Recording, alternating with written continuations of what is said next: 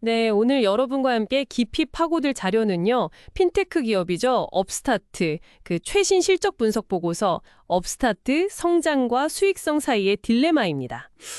여기서 정말 흥미로운 게 매출은 엄청나게 늘었는데 왜 주가는 오히려 떨어졌을까 하는 점이거든요.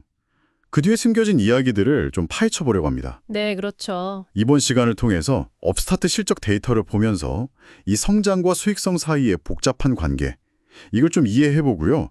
또 이게 기술 기반 금융 모델에 대해서 뭘 시사하는지 그걸 알아보는 게 목표입니다. 자, 그럼 바로 한번 들어가 볼까요? 네, 우선 정말 놀라운 소식부터 시작해야 할 것 같아요. 2분기 매출이 2억 5,700만 달러. 와, 이게 전년 동기 대비 102% 증가한 수치예요. 네, 102% 엄청나죠. 시장 예상치 그 2억 2,243만 달러도 그냥 훌쩍 넘었고요. 대출 건수는 159%, 대출 총액은 154%. 이야, 정말 대단한 성장세죠. 네, 맞습니다. 외형 성장은 뭐 정말 강력합니다. 숫자가 딱 보여주죠. 네. 플랫폼 확장이나 시장 다각화 이런 게 잘 되고 있다는 신호 같은데요. 그런데 말이죠. 여기서 시장이 딱 주목한 건 다른 부분이었어요. 바로 주당 순이익 EPS인데요. EPS요? 네, 이게 마이너스 0.17달러를 기록했어요. 시장 기대치가 0.24달러 이익이었는데, 이거 너무 차이가 큰 거죠? 잠깐만요. 마이너스라고요? 기대치는 플러스였는데? 그렇습니다. 심지어 분석가들이 이미 좀 보수적으로 예측을 내놨는데도 결과는 훨씬 더 안 좋았던 겁니다. 아니 근데 좀 이상한데요. 제가 알기로는 CEO가 예전에 성장 모드로 돌아간다. 그리고 GAAP 기준으로 흑자 전환하겠다. 이렇게 강조했었고 실제로 예상보다 빨리 GAAP 흑자를 달성했다고 들었거든요. 네, 맞아요. 그건 사실입니다. 근데 왜 시장은 그건 별로 신경 안 쓰고 이 EPS가 기대에 못 미쳤다는 거에만 이렇게 예민하게 반응했을까요? 단순히 그냥 이익이 좀 덜 나왔다? 이거 이상인 건가요? 네, 바로 그겁니다. 그게 핵심이에요. GAAP 흑자 달성, 물론 긍정적인 신호죠. 하지만 시장은 한 단계 더 나아가서 본 거예요. 그래, 흑자 좋아. 근데 이 흑자가 계속될 수 있는 거야? 정말 믿을 만한 거야? 이렇게 묻기 시작한 거죠.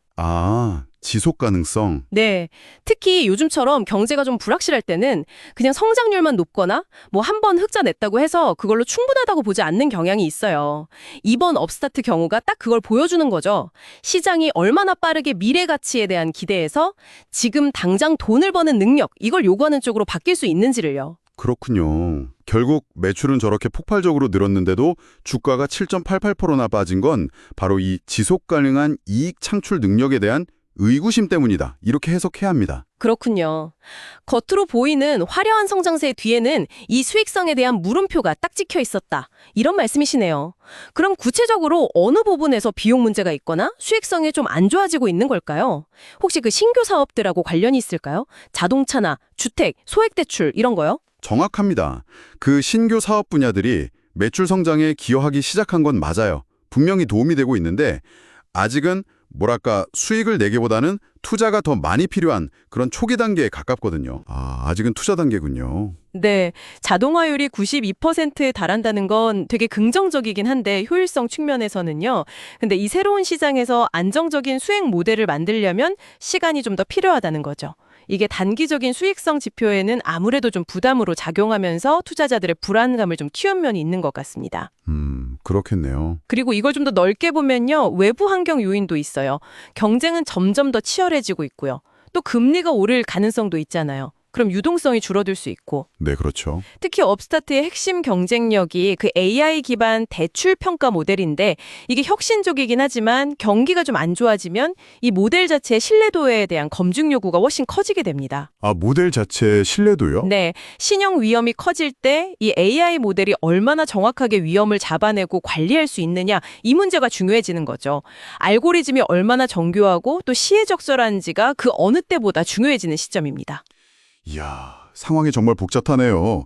성장도 해야 하고 수익성도 챙겨야 하고 외부 환경 변화에도 대응해야 하고 그런데 또 업스타트는 3분기 매출 가이던스를 2억 8천만 달러로 제시하고 연간 가이던스도 10억 5,500만 달러로 올리면서 여전히 성장에는 자신감을 보이고 있단 말이죠. 네, 회사는 계속 성장 스토리를 밀고 나가겠다는 거죠. 이걸 다 종합하면 이 상황은 어떻게 봐야 할까요? 회사는 성장에 대한 자신감을 보여주는 건데요. 시장의 메시지는 이제 좀 달라진 거죠. 단순 성장만으로는 안 돼. 믿을 만한 수익성을 보여줘. 이렇게 요구하는 겁니다. 아, 강력한 매출 성장은 확인됐지만 순이익이 부진하다는 건 아직 수익 기반이 탄탄하지 않다는 약점을 드러낸 셈이에요. 앞으로 몇 분기 동안 이익률을 회복하고 비용 효율성을 증명하는 게 정말 중요해졌습니다. 그걸 못하면요? 만약 그걸 못 보여주면 주가 변동성은 계속 클 수밖에 없겠죠. 뭐랄까 외줄타기 같은 거예요. 한쪽으로는 빠르게 앞으로 나가야 하는데 성장, 다른 한쪽으로는 균형, 수익성을 잃으면 안 되는 거죠. 정말 중요한 기로에 서 있다고 봅니다. 네, 오늘 업스타트 사례를 이렇게 깊이 들여다보니까 이 성장이라는 가속 페달하고 수익성이라는 브레이크를 동시에 잘 조작해야 하는 정말 어려운 과제를 안고 있다는 게 느껴지네요. 여러분께서도 앞으로 업스타트가 이 딜레마를 어떻게 헤쳐나갈지 지켜보시면 아주 흥미로울 것 같습니다. 네, 그리고 마지막으로 여러분께 한번 생각해 볼 질문을 던지고 싶습니다.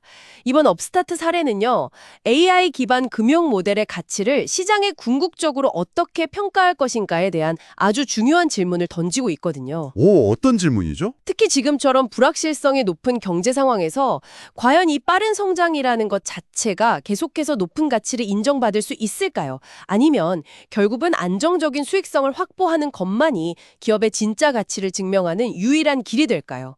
이 점을 한번 고민해 보시면 좋을 것 같습니다.